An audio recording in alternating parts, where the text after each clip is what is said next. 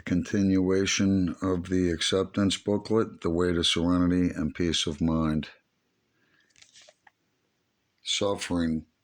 Some humorist once said, just because we have the right to the pursuit of happiness is no sign we'll ever catch up with it. Sometimes it almost seems that God doesn't want us to be happy here on earth, that He demands misery and suffering in this life as the price of happiness in the next. The Puritans believe this, but don't you believe it? God wants us to be happy right here on earth, and even points out the way. Sometimes, however, we refuse to look where He is pointing. The trouble is that most of us think happiness consists in the fulfillment of our wants and desires, or at the very least, in freedom from pain and suffering. Actually, it consists in the serenity that comes from conforming our own will to the will of God. We achieve happiness by forcing ourselves to accept what God wants for us. It's obvious that such a course would make for happiness in the next life, but it's hard to see how it would make us happy in this life. That's because we're convinced that happiness lies in getting what we want, satisfying our instinctive appetites and desires, all of which is the exact opposite of the truth. Actually, even if we could satisfy our every desire, we would not be happy. Self-gratification, far from making us happy, makes us miserable, as we learned long ago from the tale of King Midas and the Golden Touch. If you have been making the universal mistake of trying to appease the drive of your self-will, stop it. Stop catering to it and start controlling it. Easier said than done. No, it's not too difficult when you know how. God has provided us with the perfect means to eliminate self-will and free ourselves from the slavery of our own insatiable desires. It is suffering, the perfect tool to cut us down to proper size. Instead of going the limit to dodge pain, we had better start using it.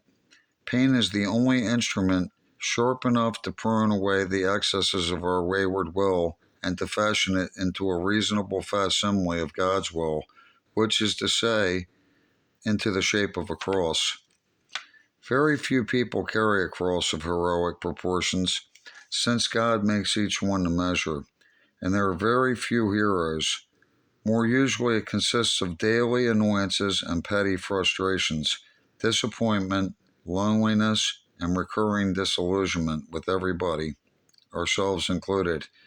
You might term it a combination of the bodily aches, spiritual twinges, and mental hotfoots that go to make up everyday living.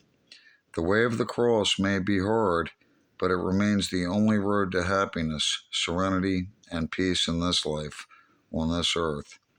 And at its end, there awaits you happiness without measure, without limit, and without end. Next section, contentment. Baby screams because mama won't let him play with the nice big shiny butcher knife. Baby is very unhappy. He can't have what he wants, and he doesn't want that silly old rattle. Baby is yet to learn that the contentment consists not in getting what he wants, but in enjoying what he has. If we grown-ups are contented only when we're getting what we want, we're going to be discontented most of the time. That way, our happiness depends on circumstances over which we have no control. No human being is so wise and powerful that he can control circumstances. Then we had better see what we can do about finding our own enjoyment. Since we can't get everything we want, we must learn to enjoy what we have. Well, what of you? You're alive, and you have 5 senses in more or less good working order. Even if you were deaf, dumb, and blind, you could at least take enjoyment from the sensation of breathing. I am not deaf, dumb, and blind. I can even look at a smoldering dump and enjoy the realization that I can see it and I can smell it. I can listen to a cat yowling outside my window at 3 a.m. and enjoy the realization that there's nothing wrong with my hearing. I can walk. I can enjoy the sensation of picking up my feet and putting them down. I can be colorblind and tone deaf and still enjoy a little baby's gurgling. As a matter of fact, We can find something enjoyable in any situation, no matter how disagreeable. If we look for it, we try hard enough, we can even enjoy the drudgery of our work.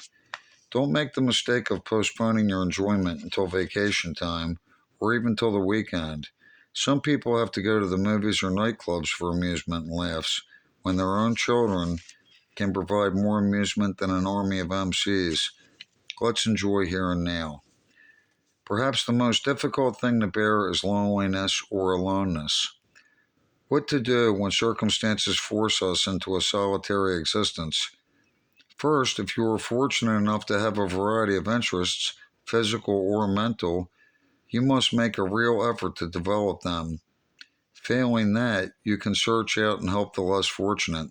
If you are not up to that, you are thrown back on the conscious cultivation of your five senses and intellectual powers. At the very least, you can tell God every morning that you hold yourself available for use as His instrument, if only by praying Him to bless everyone whom you meet. If these alternatives don't work, there is only one thing left: plain, simple, rock bottom acceptance. Stop pitying yourself, stop rebelling. Throw in the sponge and surrender to the obvious fact that since God allows it and you can't escape it, it must be best for you and for everyone. Pray for the faith to believe it and to accept it. Lord, save us. God is infinitely wise. He knows what is best for us. He loves us with an infinite love. He wants what is best for us. He is infinitely powerful.